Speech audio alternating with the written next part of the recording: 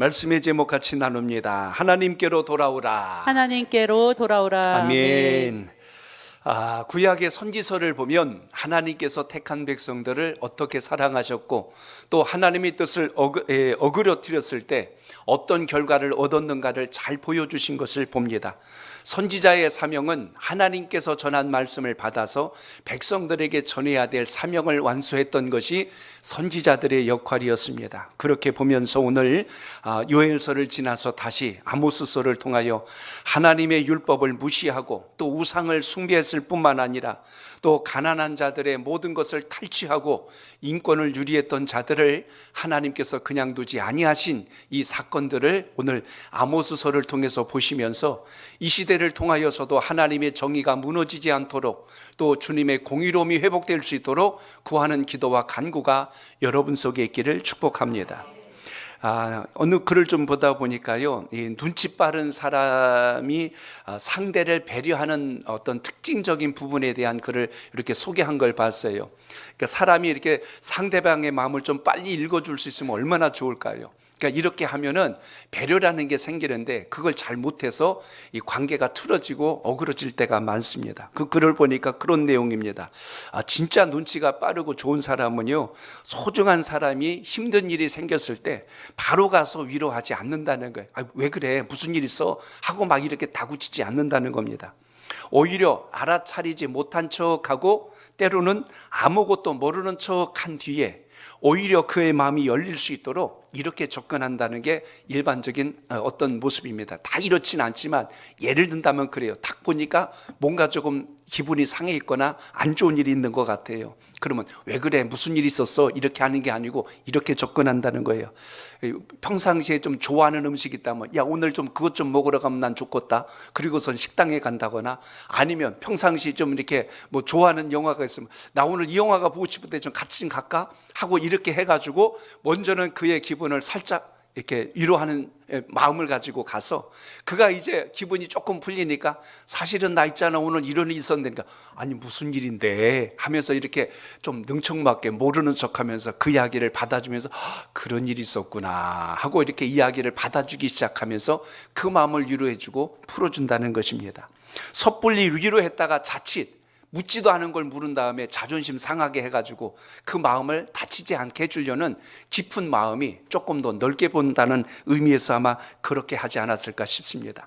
그러니까 누가 좀 이렇게 안색이 안 좋거나 여러분이 좀 사랑하는 분이 가까운 분이 자꾸 힘들어하면 무조건 자꾸 캐물으려고 그러지 말고 조금 기다려주는 것도 어떤 땐 미덕이 될 수 있다. 그런 면에서 볼 수가 있다는 겁니다. 그거를 쭉 읽다가 마지막에 조금 감동된 게 뭐냐면 만약 오늘 여러분이 오늘 하루 중에 컨디션이 좀 안 좋거나 좀 불편한 일이 있었는데 오늘 저녁쯤 되었을 때 괜히 좀 기분이 좋아지고 풀어졌다면 누군가 오늘 여러분의 마음을 이렇게 저렇게 위로해 준 사람이 있지 않았을까 한번 잘 생각해 보시라는 겁니다. 아침에는 기분이 우울했는데 저녁 때 보니까 조금 호전이 돼서 오늘 얼굴에 광찬하는 모습으로 안 나오던 수요예배도 나오고 오늘 이렇게 결단하셨다면 누군가 여러분을 위로하지 않았을까 하는 생각을 가져보라는 이야기입니다. 곰곰이 생각해봐도 생각이 안 나면 옆에 분에게 한번 인사합니다. 그 사람이 바로 접니다. 시작. 인정이 안 되면 그냥 본인이라고 그냥 생각하시고 또 인정이 되면 내 주변에는 이렇게 좋은 분들이 많구나 라고 생각하면서 위로하면 어떨까 하는 생각도 가져봅니다. 왜 이 말씀을 드리냐면 이스라엘 백성들이 암울한 시대에 답을 찾지 못하고 길을 찾지 못하고 있을 때 선지자들의 역할이 그러했다는 겁니다. 하나님의 마음을 받아서 이들에게 어떻게 전하면 이들이 이 말씀을 거절하지 않고 불편해하지 않고 잘 받아들여서 하나님 앞에 돌아올 수 있을까? 이걸 많이 생각하고 전하는 것이 하나님의 선지자들이요 또 주님의 제사장들이 그 역할을 수행해 왔다는 것입니다. 그런 면에서 오늘 이 아모스서는 당시 이스라엘 백성들이 윤리와 도덕적으로 무너져 있던 상황을 회복시키려고 부단히 애를 쓰면서 때로는 엄한 하나님의 징계 말씀으로 때로는 하나님의 위로의 말씀으로 그들을 붙들고 일으키는 역사를 우리가 주목할 수가 있습니다. 여러분 이 음식이라는 것도요 잘 익으면 우리는 숙성했다고 하고 발효됐다고 이야기합니다. 근데 잘못 익으면 썩었다고 해요. 부패했다는 이야기를 합니다. 똑같이 썩는 건 똑같은데 어떤 건 잘 익어서 숙성하고 또 발효가 잘 됐다고 표현하는데 왜 어떤 건 썩는다고 할까? 똑같이 우리가 인생을 살면서 어떤 사람은 성숙한 인생을 사는데 어떤 사람은 갈수록 성숙한 게 아니라 더 이상하게 이게 발효가 잘못된 인생같처럼 자꾸 이렇게 조금 상하거나 부패하면서 살아가고 있는 건 아닐까? 하나님이 가장 정금과 같은 이스라엘 백성들을 구별해서 축복의 땅으로 인도해 주셨는데 이들이 잘 숙성하고 발효되면 좋을 텐데 이들이 썩어가고 있는 거예요. 윤리 도덕적으로 망해가고 있는 것입니다. 그래서 하나님께서 이대로 가면 안 되겠다 해서 오늘 그들을 다시 말씀으로 깨우치며 인도하는 장면을 주목합니다. 가장 심각한 것은 당시의 이 거짓 선지자들입니다. 하나님의 말씀을 바르게 전하고 옳게 전하면 거절해버리고 거짓 선지자들이 위로합니다. 아니다, 하나님은 복 줄 거다, 괜찮을 거다, 자꾸 달콤한 소리를 해요. 왜 그런 말을 할까를 이 아모스서를 보면 세 가지 이유가 나옵니다. 그 중에 하나는요, 부담을 안 주려고 그러는 거예요.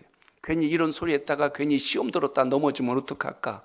그래서 오히려 하나님의 옳은 말씀을 안 하고 그들의 귀를 간질리는 달콤한 소리로 그들을 위로한답시고 하는 겁니다. 또 하나는요, 싸우기 싫어서 그래요. 괜히 이런 소리 했다가 그들과 나랑 관계가 틀어지고 싸우면 좋을 게 뭐가 있냐. 에이, 그러니까 좋은 소리나 해주자 하고 이렇게 가버리는 게 거짓 선지자들의 모습입니다. 그리고 방금 말씀드린 것처럼 관계가 불편해지는 것을 싫어해서 하나님의 뜻을 바르게 전하지 않는 거예요. 그런데 그게 백성들을 살리는 게 아니라 백성들을 죽이고 백성들의 그 믿음의 길을 무너뜨리고 있다는 사실을 몰랐기에 하나님은 이 거짓 선지자들도 역시 진멸하시겠다고 말씀한 것을 봅니다. 그러므로 하나님의 뜻을 잘 깨닫고 믿음의 자리에 서는 지혜가 여러분 삶 속에 있기를 바랍니다. 몸에 좋은 약은 입에도 쓰다는 말이 있습니다. 입에는 잠시 쓸진 모르지만 우리의 몸을 강하게 하고 회복시켜 주신다면 하나님의 말씀을 잘 귀담아 들어서 아버지의 영광이 함께 하시길 바랍니다. 최근 중국에 많은 건물들이 세워졌는데요, 이게 부실공사들이 많은 거예요. 겉을 보니까 너무나 예쁘게 치장을 해놓고 장식을 잘 해놨는데 어느 날 갑자기 큰 비가 나고 바람이 부니까요, 벽체가 떨어져 나가고 막 창문이 통째로 떨어져 나가고 별일이 다 생기는 거예요. 봤더니 너무나 빨리 집을 짓고 수익금을 빼내려고 부실공사를 하다 보니까 그 안에 넣어야 될 건축자재들을 제대로 집어넣지 않고 날림공사를 한 거예요. 혹시 여러분, 우리가 신앙생활할 때 겉모습은 화려하고 겉모습은 굉장히 아름다워 보이는데 우리의 내면과 본질은 아름답게 숙성하고 아름답게 발휘하는 것이 아니라 혹시라도 썩어가고 있고 부패하고 있다면 우리는 오늘 아모스서를 통하여 다시 한 번 더 이스라엘 백성들의 모습을 되돌아보고 우리의 신앙을 점검할 수 있는 믿음의 지혜가 있길 바랍니다. 말씀을 준비하다가 로마 제국 멸망사에 관련된 한 글을 좀 읽어봤습니다. 18세기 영국의 역사가였던 에드워드 기본이 쓴 책입니다. 로마 제국의 멸망사. 그 책에 있었던 이야기 중에 대표적인 사례 세 가지를 이야기합니다. 로마는 왜 멸망했는가? 그 중에 첫째 이유가 무엇이냐면 물질적 풍요와 향락 문화였다라고 이렇게 분석을 합니다. 주변 나라들을 점령하고 권력과 힘이 생기니까 물질적 풍요가 찾아온 거예요. 사람이 물질적 넉넉함과 여유가 오기 시작하면 그때부터 또 다른 쾌락을 추구합니다. 흔히 이야기하는 향락이라고 하죠. 더 의미 있고 가치 있는 일에 투자하는 것이 아니라 어떻게 하면 더 즐길 수 있고 어떻게 하면 더 누릴 수 있을까, 이 생각이 자꾸 들어오다 보니 우리의 삶과 본질이 변질되기 시작합니다. 로마사를 이렇게 그냥 세계사를 통해서든 아니면 여기저기에서 지식을 들어보셔도 아시겠지만 로마의 문화 중에 가장 대표적인 것이 무엇이냐면 향락 문화, 특히 목욕 문화가 굉장히 발달해 있습니다. 그래서 여러분, 수세식 화장이 로마로부터 시작되었고 아파트 문화가 로마에서 시작되었고, 그러니까 이 사우나 문화도 거기서 온 거예요. 그러니까 거기 그 조각상들을 보면 육체가 우락부락한 이런 사람들이 막 운동도 하고 바로 가서 또 샤워도 하고 막 씻고 하다 보니까 벗은 몸들을 많이 보고 하다 보니 나중에 그것이 무엇으로 연결되냐면 성적 타락으로 그대로 연결돼 버려요. 그래서 동성애도 많았고, 그거 비롯하여서 심지어 이런 어떤 지금으로 말하면 외도지요. 이런 여자 저런 여자 다 만나고 가정이 건강해지지 않아서 가정이 파괴되는 일도 비일비재했다는 이야기입니다. 결국 태폐와 향락이 맞물리면 성적 타락과 연결해 가는데, 로마의 가장 심각한 몰락의 원인은 바로 윤리 도덕의 무너짐, 성적 타락이 있었다는 것을 역사는 증명해 주고 있습니다. 이런 면에서 세계가 돌아가는 모든 모습을 볼 때 윤리 도덕이 무너지면 아무리 선진국이고 강대국이라도 버텨낼 재간이 없어요. 그래서 여러분, 그나마 감사한 것은 이 땅에 복음이 있고 하나님의 말씀이 있고 은혜가 있기 때문에 인생의 바른 방향을 잡고 있다는 걸 기억하시고, 이 은혜를 통하여서 다시 한 번 더 하나님의 기준을 세워가는 은혜가 있기를 축복합니다. 가정이 무너지면 결국 그것이 자녀의 문제로 이어져 갑니다. 그것은 결국 사회적 문제로까지 순차적으로 도미노가 쓰러지는 것처럼 연결되어 있다는 걸 보면서, 로마의 몰락은 어느 날 갑자기 일어난 일이 아니라 이런 모든 배경을 뒤로 가지고 있습니다. 또 하나는요, 인재들이 자꾸만 부족해지기 시작하는 겁니다. 향락 문화에 물들기 시작하면 새로운 일에 대한 도전과 개발이 약해지기 시작합니다. 우리나라도 많이 염려했던 것 중에 하나가 뭐냐면, 이 공과 계열, 이과 계열의 지식 있고 똑똑한 사람들에 대한 예우가 약한 거예요. 가까운 일본이나 다른 나라들 좀 이야기를 정리해 보면, 좀 이렇게 어떤 이과 계열에, 그리고 공과 계열에서 좀 전문 지식을 있는 이런 과학자가 됐건 아니면 연구가가 됐건 투자를 많이 해주는데, 당장 결과가 안 나온다고 해서 투자를 게을리하는 거예요. 뭐 그냥 다른 수입해다 쓰면 빠를 걸 갖다가, 그러다 보니까 기초과학의 개발도 약해지고 그런 사람들의 인재들이 다 외부로 빠져나가는 상황들이 발생하는 이런 현상들이 왔는데, 로마도 이와 같은 영향을 받았다는 이야기입니다. 그러다 보니 또 어떤 상황이 발생해요? 노예를 많이 두는 이 계급사회로 바뀌어버린 거예요. 그러니까 누리는 자들이 많아졌고 계급계층이 많아지다 보니까 일을 만들어내고 새롭게 준비해 나가는 이런 어떤 그런 영역들이 자꾸 약화되고, 이게 점차적으로 나라를 무너뜨리는 그런 원인에 영향을 주었다는 것이지요. 결국 이스라엘에게는 어떤 역사가 있었을까? 오늘 본문에서도 보시면 아모스가 활동하고 있던 당시 시대가 이런 풍요로운 사회 속에 있었다는 거예요. 넉넉하고 여유롭고 가진 것이 많아지기 시작하니까 그들에게 자연스럽게 찾아온 것이 향락 문화요, 우상 숭배요, 타락과 방종으로 치닫기 시작하여서 하나님을 믿는 신앙이 점점 약해지기 시작한 겁니다. 이것으로 인하여서 나라가 위태로워지고 어려워지는 상황 속에서 오늘 아모스 선지자가 하나님께 붙든 힘을 받아서 그 시대를 경고했다는 사실입니다. 오늘 본문에 보시면 아모스는 지금 남한국 출신입니다. 기원전 약 8세기경에 활동했던 선지자인데요, 특이했던 것은 그가 북왕국에 넘어가서 북이스라엘로 넘어가서 그쪽 지역에서 복음과 하나님의 뜻을 전하게 됩니다. 그는 특히 오늘 말씀에도 보시면 나와 있지만, 그는 양을 치고 또 뽕나무를 재배하는, 어떻게 보면 농부예요. 요즘으로 하면 이제 평신도 사역자로 할까요? 그렇게 부름받은 것이 오늘 아모스인데, 그는 당시에 하나님의 공의로움이 회복되기를 외쳤던 선지자였다는 것을 말씀 속에서 보게 됩니다. 그렇기 때문에 아모스는 앞으로 임할 이 땅의 심판이 왜 일어나는가, 그 이유에 대해서 오늘 1장에서 먼저 소개합니다. 그래서 그들의 불의했던 모습, 그리고 하나님의 백성들을 대적하는 자들은 반드시 하나님께서 그냥 두시지 않겠다. 그러니까 여러분, 인생은요, 심은 대로 거둔다는 것을 항상 우리가 기억하고 또 기억하시길 바랍니다. 우리가 왜 기도하고 말씀대로 살아야 하는가, 왜 주님 뜻대로 살아야 하는가. 하나님은 주님 앞에 믿음을 따라서 그 신실한 길을 동행한 자들을 통하여 하나님의 큰 영광을 이룬다는 것을 오늘도 잊지 않길 바랍니다. 그래서 오늘 아모스는요, 앞으로 닥칠 심판에 대해서만 이야기한 게 아니라 심판을 받을 수밖에 없는 이유도 오늘 이야기해요. 오늘 1장은 지금 그 주변의 나라들에 대한 심판의 메시지를, 그들의 죄에 대해서 서너 가지 죄라는 표현을 통해서 그들을 심판하는 이야기가 오늘 말씀 속에 담겨 있습니다. 그래서 여러분, 신앙생활을 할 때요, 우리는 두 가지 관점을 잘 붙들어야 되는데 균형 감각을 잃어버리면 안 됩니다. 하나는요, 이 죄의식, 또 하나는 구원에 대한 어떤 열망입니다. 사람이 죄의식으로만 꽉 찌들어 있으면요, 낙심, 불안, 염려, 좌절해서 벗어나지 못해요. 나는 죄인이야, 나는 인생에 희망이 없어, 이렇게 떨어뜨리면 안 된다는 거죠. 그러한 자를 건지시고 살리신 게 누구예요? 하나님의 은혜, 우리에게 보내주신 예수 그리스도 십자가의 은혜라는 걸 또한 기억하시길 바랍니다. 그리고 여러분, 구원에 대한 우리의 열망이 없으면 안 된다는 거예요.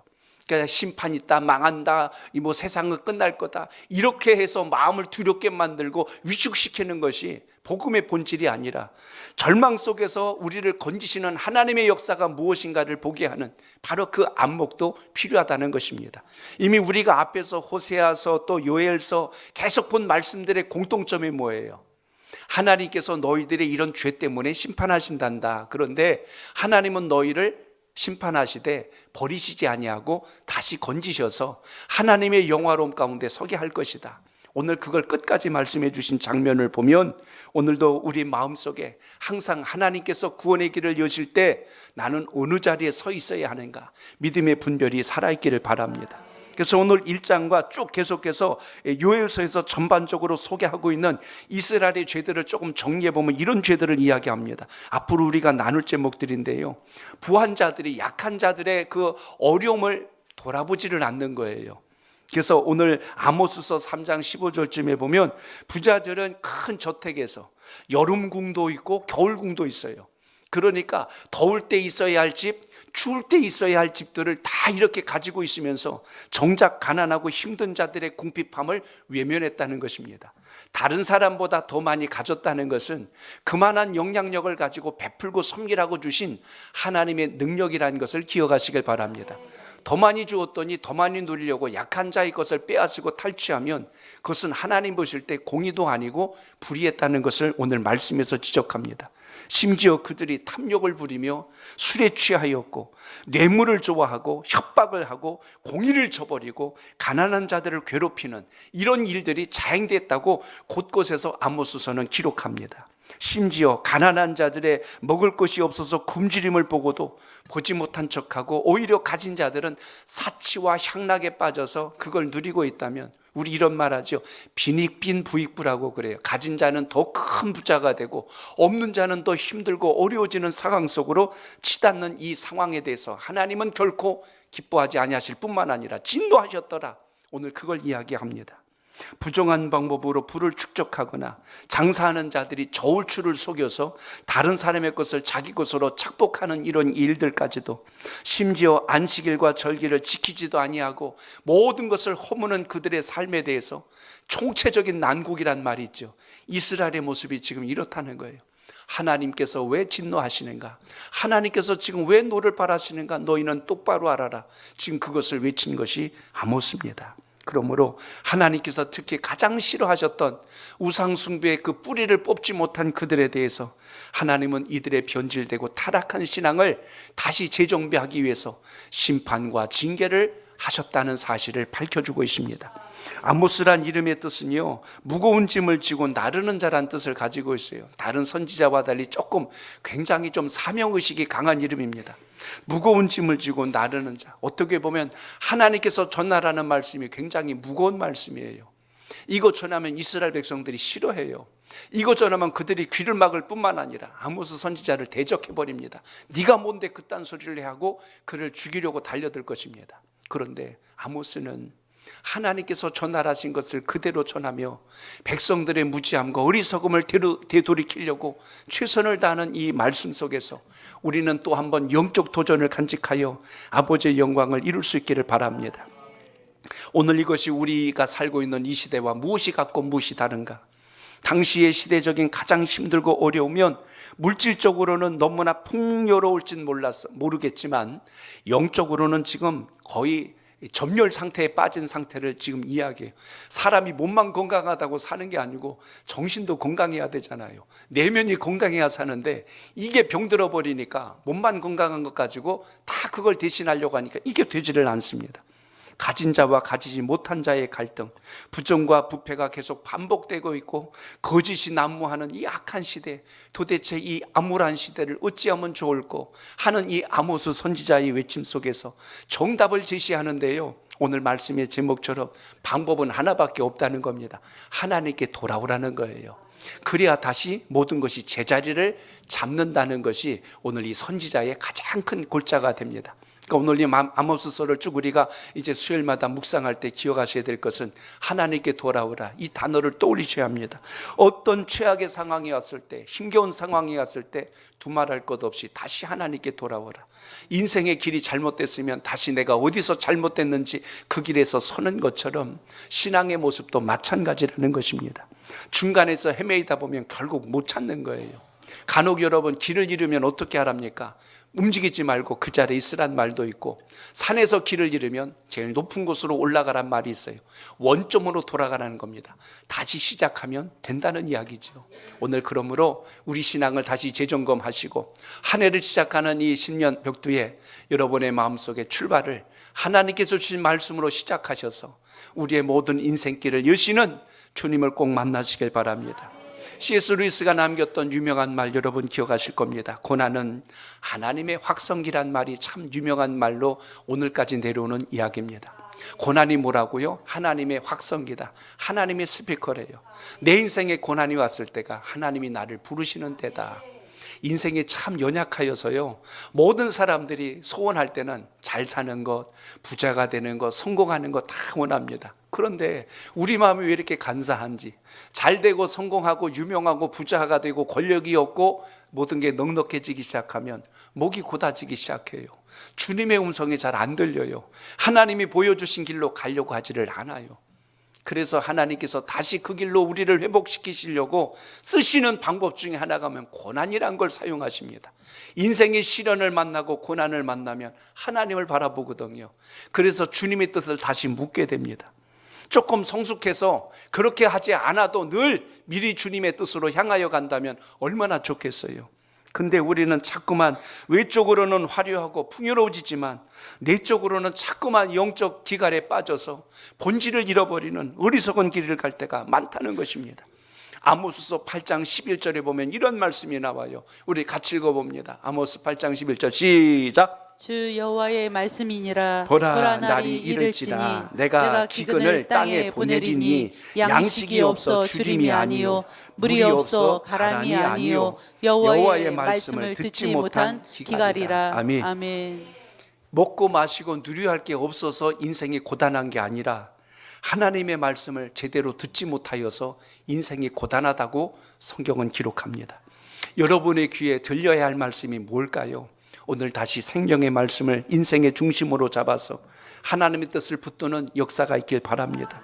물고기가 물을 떠나서 살 수 없듯이 하나님의 백성들이 말씀을 떠나서 잘 돼 보려고 몸부림치고 발버둥을 쳐도 늘 후회가 되고 왜 내가 그랬을까라고 낙심이 떨어지는 이유는 머물러야 할 곳에, 우리의 뿌리와 발이 닿아야 할 곳에 닿지 않기 때문에 일어난 결과입니다.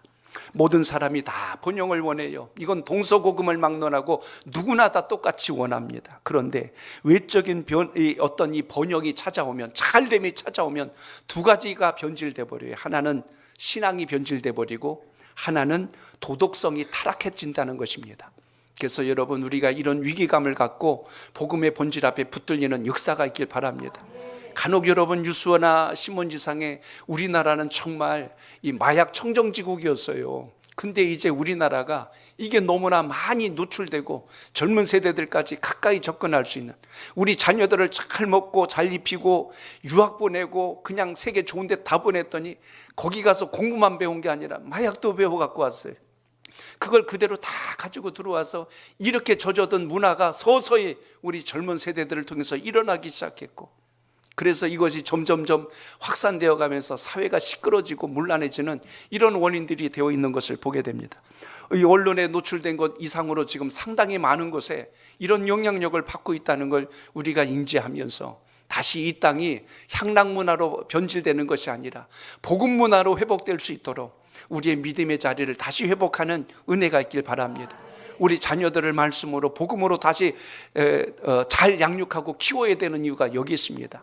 기준이 잘 세워지면 세상의 어떤 유혹과 우리 어떤 세상의 환경의 변화가 와도 물들거나 넘어지지 않아요.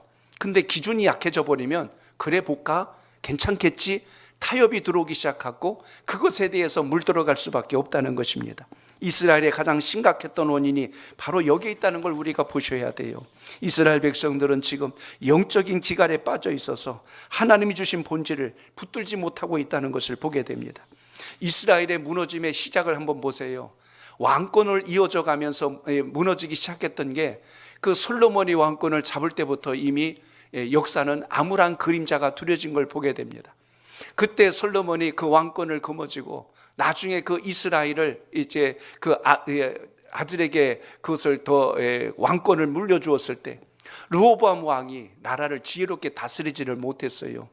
백성들과 솔로몬과 함께했던 모든 대신들이 르호보암이 왕위에 올랐을 때 요구하지요.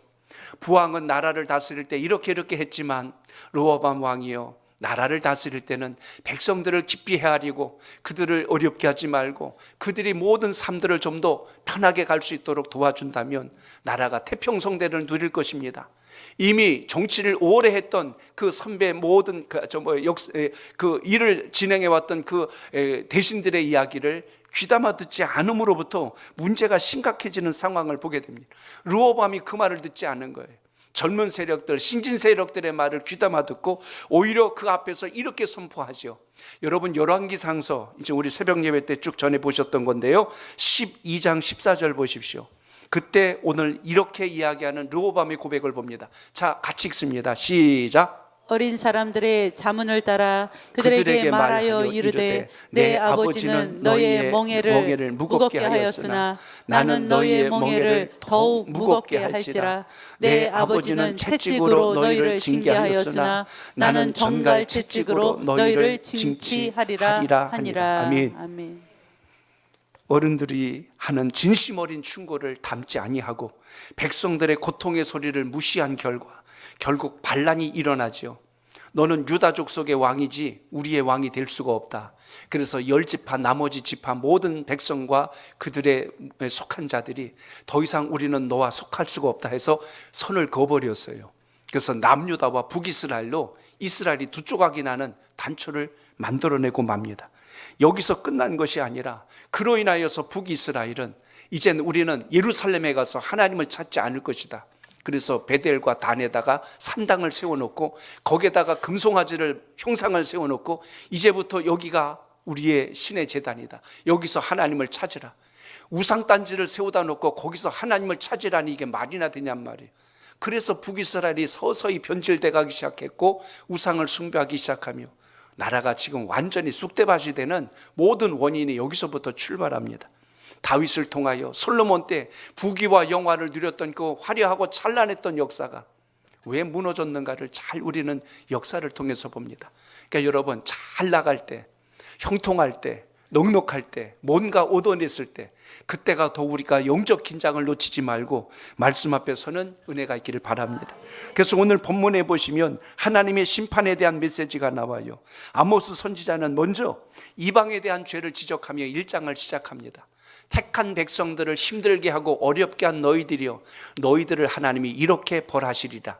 너희에게 서너 가지 죄가 있는데 그걸 그냥 두지 않겠다는 거예요. 그래서 여기 소개된 게 어디입니까? 이스라엘 땅을 중심, 예루살렘을 중심으로 해서 다메섹, 또 지중해 연안에 있는 블레셋, 또 두로와 에돔, 암몬과 모압, 이스라엘 땅을 중심으로 한 이 주변에 있는 이 주변 국가들에 대해서 심판과 경고의 메시지가 쭉 소개가 됩니다. 오늘 그 이야기를 통해서 한 번 더 인류가 세상 사는 모습들이 무엇이 잘못인가를 봅니다. 첫 번째, 다메섹입니다. 그들의 빗장을 꺾으시고 그들의 궁궐을 불사를 뿐만 아니라 그 백성들을 끊어버리시겠대요. 왜 그랬냐 봤더니 그들이 동편에 있는 요단강을 중심으로 이 동편에 있는 거기에 보시면 갓, 루벤 그리고 므낫세 반지파가 이 동쪽에서 살고 있었는데 그들을 괴롭힌 겁니다. 어느 정도 괴롭혔냐면 오늘 말씀 속에 보면 여기 지금 몇 절에 나오나요? 3절에 보면 소개가 되어 있는데 철 타작기로 타작하듯 그들을 괴롭혔다고 나와요. 철 타작기를 좀 쉬운 표현하면 뭐 지금도 이렇게 쓰는 농기구가 있죠. 탈곡기 아시죠? 네. 그래서 우리 저기 함이 탈곡기 아니죠? 사진 좀 잠깐 보여줘 보세요. 이거 다 기억하실 거예요. 저는 어렸을 때 시골 가면 저게 이렇게 재밌을 수가 없어요. 어떻게 저기다가 볕단만 올려놓으면 그냥 다 훑어내고 그냥 뼈다귀만 남는지 너무 재밌어서 제가 할게요 하면서 했던 기억이 납니다. 근데 여기다 지금 빗댄 말씀이 오늘 본문에 소개가 됩니다. 이 다메섹 이들을 왜 하나님이 징계하시고 심판하신다고 했냐면 그들의 빗장을 꺾어버리겠대요. 문을 다 완전히 박살을 내고 궁궐을 불살라버리고 백성을 끊어버리시겠다고 했는데 이유가 뭐냐면 너희들이 요단 동편 길르앗에 살고 있는 내 백성들, 그 갓지파, 그다음에 루벤 지파, 므낫세 반 지파가 살고 있는 고기를 마치 철 타작기에다 올려놓고 훑어내듯이 괴롭혔다는 거예요. 비유를 지금 이렇게 한 겁니다. 이렇게 힘들게 한 것에 대해서 내가 그대로 너에게 보응하리라. 하나님께서 지금 이렇게 말씀한 거예요. 두 번째 오늘 이야기하는 게 이제 블레셋입니다. 지중해 반대쪽 서쪽 연안에 있는 이들에 대한 심판의 말씀이 나오는데 이 블레셋은요 이스라엘 백성들을 잡아다가 에돔에다 노예로 팔아버린 거예요. 어떻게 보면은 같은 땅에 살고 있는 동족과도 같은 삶을 살아야 됨에도 불구하고 서로 도우며 살아야 되는데도 불구하고 어떻게 했냐면 같은 동족을 잡아다 인신매매한 거예요. 여러분 이게 지금 해서는 안 될 못된 짓을 한 거죠. 그것에 대해서 하나님께서 용서하지 않고 블레셋을 징계하시겠대요. 그래서 그들의 수도였던 이 가사가 거기에 수도인데 거기를 불로 잿더미를 만들어버리고 그 지역을 포함한 모든 것을 멸망시켜버리겠다. 뒤집어놓고 얘기합니다. 택한 백성을 괴롭히면 그냥 두지 않겠다는 거예요. 하나님의 백성들을 힘들게 하면 그냥 가만두지 않겠다는 것이 하나님의 오늘 심판의 메시지입니다. 세 번째 나라가 두로예요. 두로는 솔로몬 왕과 약속하기를 형제의 의의를 지키면서 같이 가기로 약조를 했는데 이걸 깨뜨렸어요. 그래서 이들도 역시 이스라엘 백성들을 잡아서 노예로 파는 일을 서슴지 않았고 그래서 하나님께서는 너희들도 역시 그냥 두지 않겠다고 하나님께서 말씀하셨더라. 네 번째 나라 에돔이 나옵니다. 에돔은요 칼로 형제를 쫓으며 국류를 버렸다고 표현되어 있어요. 이 말의 의미가 뭘까요? 같은 동족을 배반하고 등에다 칼을 꽂는 행위와 똑같다고 지금 이렇게 오늘 본문이 소개합니다. 그들을 긍휼히 여기는 마음이 없었어요. 동족이 힘들고 어려우면 긍휼한 마음, 같이 불쌍히 여기는 마음을 가지고 어떻게 할꼬 하고 돌아봐줘야 되는데 힘들고 어렵고 가난하고 곤고한 자들을 외면하고 그들을 더 힘겨운 자리로 몰아넣는 것에 대한 책임을 물으시겠다고 오늘 말씀합니다. 마지막에 소개된 게 이제 모압입니다. 이 모압 땅도 역시 마찬가지예요. 이들을 하나님께서 그냥 두지 않겠다고 한 것은 이스라엘에게 저지른 그 죄가 얼마나 컸는지 에돔 왕의 뼈를 불살라서 회로 만들었기 때문이라고 소개가 되어 있어요. 그러니까 하나님의 택한 자들, 주님의 속한 백성들을 괴롭히고 힘들게 하고 절망에 빠뜨리고 눈에서 눈물을 쏟게 만드는 자들에 대한 책임을 묻는다는 이야기가 오늘 전체적인 1장의 시작입니다. 자, 그러면 여러분 요엘서에서 우리가 1장을 볼 때는 메뚜기 재앙에 대한 이야기를 보셨어요. 하나님이 이 땅에 메뚜기 떼를 보내셔서 모든 걸 진멸하시겠다. 그 이유는 너희들이 우상을 숭배하고 가증한 모습으로 겉과 속이 다른 모습으로 내게 와서 제사를 드리니 내가 그 제사를 받을 수 없어서 재물을 내가 다 없애버리겠다는 의미에서 메뚜기 재앙을 보여주셨습니다. 근데 아모스서에서는요 지금 이 택한 백성들을 괴롭혔던 주변의 이 6나라들의 그 심판에 대한 이야기로 오늘 초점을 먼저 맞추며 시작을 합니다. 왜 그랬는가를 정리하면 사로잡은 자를 철 타작기에다가 타작하듯 무자비하게 다루었을 뿐만 아니라 사람을 잡아서 팔아버리고 심지어 아이 된 여자를 죽이고 심지어 죽은 자의 뼈를 불살라서 그것으로 모욕을 주었고 이런 무자비하고 극단적인 행동에 대해서 하나님이 못 보신 게 아니라 다 보셨다는 이야기예요. 오늘 여러분 우리의 행실, 우리의 삶을 누가 기억하세요? 하나님께서 기억하신다는 걸 기억하시길 바랍니다. 당장은 여러분이 그래서 신앙을 하고 믿음으로 따라 살다가 조금 힘들고 어렵다 하여서 낭망치 마시고 하나님 주신 약속을 끝까지 붙들고 주의 영광을 이루는 은혜가 있길 바랍니다. 그래서 아모스 선지자는 하나님의 이 마음을 전하는 거예요. 주님은 불의한 자들을 그냥 두지 않을 것이다. 그들이 악한 행실을 반드시 책임을 물을 것이니라. 이렇게 지금 말씀하고 있다는 것입니다. 인생은 항상 하나님 손에서 벗어나면요 이렇게 불의한 여섯 나라와 같이 악을 행하고 부정을 행하고 변질된 모습으로 갈 수 있다는 걸 생각하면서 우리에게 은혜가 없으면 우리의 시선이 얼마나 악하고 비판과 판단에 앞서는가를 알아야 된다는 것입니다. 유명한 지도자였던 성 프란시스의 이야기, 그의 제자들과 함께 갔던 이야기를 여러분은 기억하실 겁니다. 그와 함께 했던 제자들이 하루는 수행을 하다가 오늘은 우리가 금식하는 날이다 해서 모두가 아침부터 금식을 했어요. 금식을 하면서 하루를 움직이는데 마침 시장을 지나가는데 제자 중에 한 사람이 너무나 배가 고파서 견딜 수가 없어가지고 시장 앞에 거기 지나가다가 죽을 파는 집을 지나가면서 그 앞에 있는 것을 그냥 아무도 못 보겠지 해가지고 몰래 그걸 먹다가 들킨 거예요. 그러니까 다른 제자들이 뭐라고 해요? 네가 그러고도 이 위대하신 우리 스승님의 제자라고 감히 그럴 수 있냐고 전부 손가락질하고 욕을 하고 비난한 거예요. 너는 제자도 아니하고 막 이렇게 이야기를 했어요. 그걸 봤던 프란시스가 어떻게 행동했냐면 허겁지겁 다시 그 집으로 가더니 죽 한 그릇을 봤더니 그걸 막 먹더래요. 나도 사실은 되게 배고팠어. 그러면서 그걸 먹더래요. 다른 제자들도 얼마나 민망했을까요? 프란시스의 모습은 우리가 거기서 뭘 볼까요? 서두에 봤던 바로 그 자비와 긍휼입니다. 배려입니다. 우리가 비난하려고 금식한 게 아니라 더 성숙한 자로 더 사랑하고 말씀대로 살려고 금식을 한 거지, 그것 때문에 자기의 의로움을 가지고 다른 사람을 비난하고 판단하고 정죄하는 것은 옳은 자의 자세가 아니다라는 것을 가르치려고 이렇게 한 것을 봅니다. 여러분, 신앙생활 할 때 우리가 잘 유념해야 될 게 바로 그겁니다. 예배를 드리면 드릴수록, 기도 생활을 하면 할수록 더 주님을 깊이 닮아가는 은혜가 있기를 바랍니다. 잘 성숙하셔야지 부패하거나 썩으면 안 되잖아요. 그래서 올 한 해는 주님의 말씀을 통해서 우리의 신앙, 생각, 가치관이 더 깊어지고 더 넓어져서 하나님이 기뻐하시는 것을 닮아가는 그 은혜가 우리 삶 속에 있길 바랍니다. 주님, 우리에게도 더 깊은 사랑의 마음을 주시고 더 넓은 그리스도의 자비와 덕을 실천할 수 있도록 도와주옵소서. 나의 이기적인 욕망을 따라 주님께 매달리는 자가 아니라 주님께서 더 기뻐하셨던 것을 붙들 수 있는 넓은 통찰력을 주시옵소서. 이런 신앙적 고백을 가지고 주님을 따르는 은혜가 우리의 신앙 속에 있기를 바랍니다. 이제 말씀의 결론을 맺고자 합니다. 오늘 본문 속의 말씀 속에서 우리가 기억해야 될 것은 주님의 마음이에요.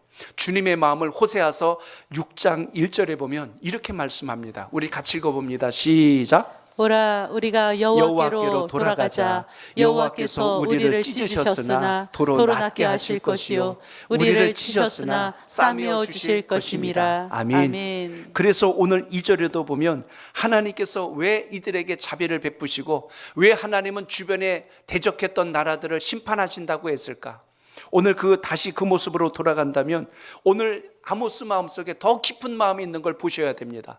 자, 2절도 오늘 본문을 다시 읽어봅니다. 오늘 본문 2절이에요. 시작. 그가 이럴 때 여호와께서 시온에서부터 소리 지르시며 예루살렘에서부터 소리를 내시리니 목자의 초장이 마르고 갈멜산 꼭대기가 마르리로다. 아멘. 하나님께서 사자가 울부짖는 것처럼 외치시는 말씀을 아모스에게 주신 겁니다.